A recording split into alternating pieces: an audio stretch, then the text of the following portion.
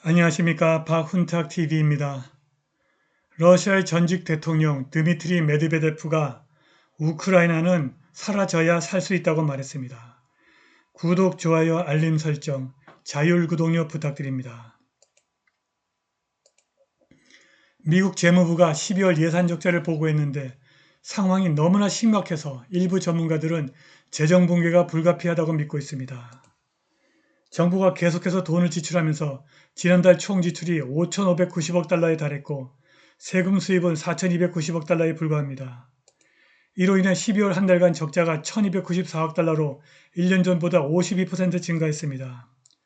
적자 급증으로 총 정부 부채가 처음으로 34조 달러를 넘었습니다. 재무부 자료에 따르면 12월 29일 현재 미지급 총 공공부채가 34조 1천억 달러에 달했습니다. 12월은 전통적으로 적자 수치가 낮은 달이라는 사실을 고려한다면 현재 상황이 유지될 수 없다는 것이 분명합니다. 과거에는 12월 적자가 일반적으로 100억에서 200억 달러 정도에 불과했었습니다. 그런데 이 와중에 또 다른 리세션 위험 신호가 들어왔습니다. 미국의 순저축이 마이너스로 떨어졌습니다. 미국은 1947년 이래 최근까지 순저축이 마이너스로 떨어진 경우는 딱 3번 있었습니다. 첫 번째는 2008-9년 글로벌 금융위기 때 순저축이 마이너스로 떨어졌고 코로나 위기 때 잠깐 순저축이 마이너스로 떨어졌고 근데 지금 또다시 순저축이 마이너스로 떨어졌습니다. 이렇게 미국이 자멸의 길을 가고 있는데 서방도 자멸의 길을 선택했습니다. 키예프가 협상으로 러시아와 분쟁을 종료하는 것을 차단하기 위해서 영국과 러시아가 안보협정을 맺었습니다. 영국과 우크라이나의 안보협력에 관한 합의는 키예프가 협상을 통해서 분쟁에서 벗어날 수 없음을 시사한다고 러시아 외무부 대변인 마리아 자하로바가 수요일 말했습니다. 지난주 리시 수낙 영국 총리와 젤렌스키가 키예프에서 10년 안보협력 협정에 서명했습니다. 수낙은 또한 키예프 방문 중 다음 회계 연도 동안 우크라이나에 대한 25억 파운드, 32억 달러의 지원 패키지를 발표했습니다. 런던은 우크라이나에 새로운 무기를 공급하고 키예프와 새로운 방위협정을 체결함으로써 우크라이나를 러시아에 대한 지정학적 도구로 이용하고 있으며 따라서 키예프가 협상을 통해서 분쟁을 끝낼 기회를 빼앗고 있다고 런던 주재 러시아 대사관이 지난주 밝혔습니다. 러시아 대사관은 성명에서 이번 주 리시 수낙은 장거리 미사일과 공격용 드론을 포함한 치명적인 무기 구입을 위해서 더 많은 자금을 할당하겠다고 약속했다.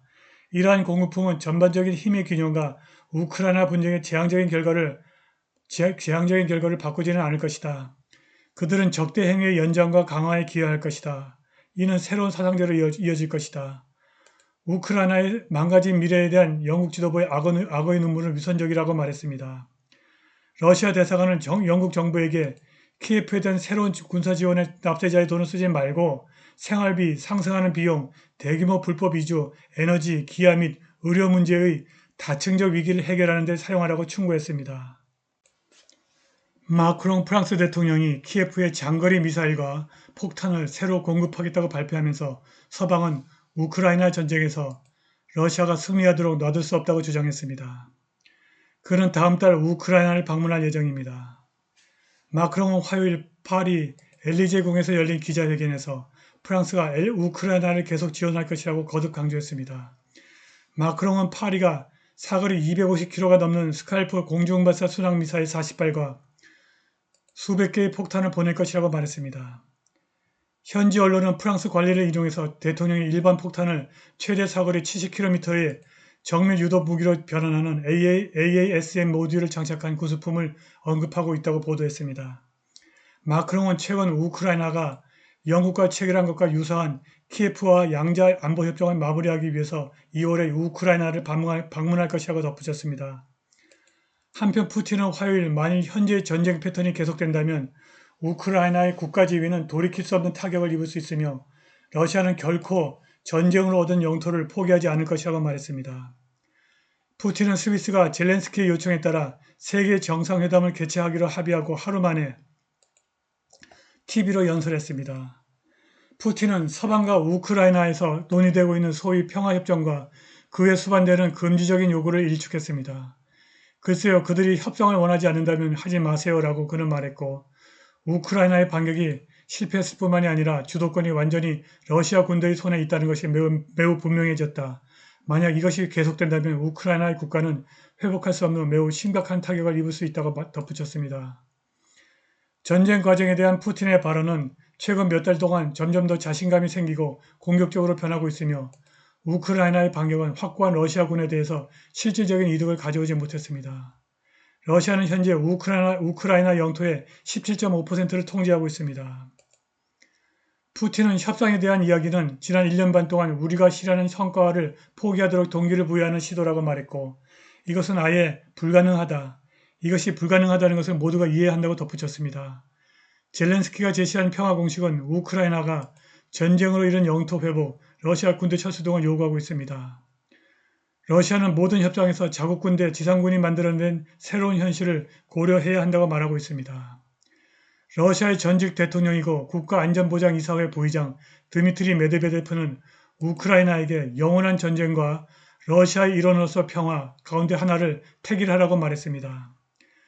우크라이나가 역사적 러시아 영토에 존재하는 한 100% 확률로 우크라이나와 새로운 갈등이 촉발될 수 있다고 드미트리 메드베데프는 말했습니다. 그는 역사적 러시아 영토에 독립국가가 존재하기 때문에 우크라이나와 새로운 갈등은 불가피하다고 믿고 있습니다. 역사적 러시아 영토에 독립국가가 존재한다는 것은 항상 적대 행위를 제기하는 이유가 될 것이다. 너무 늦었다. 누가 우크라이나의 암적인 성장의 주도권을 쥐고 있더라도 그들의 통치를 합법적으로 만들지는 않을 것이며 그렇게 하지도 않을 것이다. 새로운 싸움의 가능성은 무기한 지속될 것이라고 메드베데프가 자신의 텔레그램 채널에 썼습니다.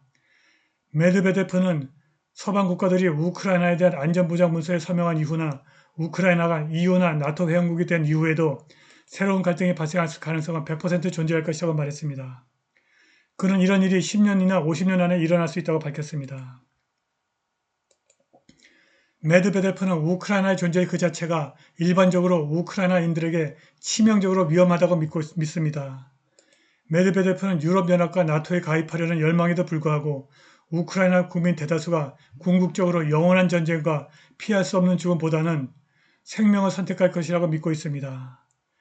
그는 우크라이나 사람들이 좋아하지는 않겠지만 러시아에 통합된 대규모 공동국가에서의 삶이 죽음보다 낫다는 것을 이해할 것이라면서 우크라이나 사람들이 이것을 빨리 깨달을수록 그들에게 더 좋을 것이라고 말했습니다. 우크라이나가 존재하는 한 서방은 러시아와 영원한 전쟁에서 자멸할 수밖에 없습니다. 미국은 이러한 지혜를 깨닫지 못할 것입니다. 오늘 방송은 여기까지입니다. 감사합니다.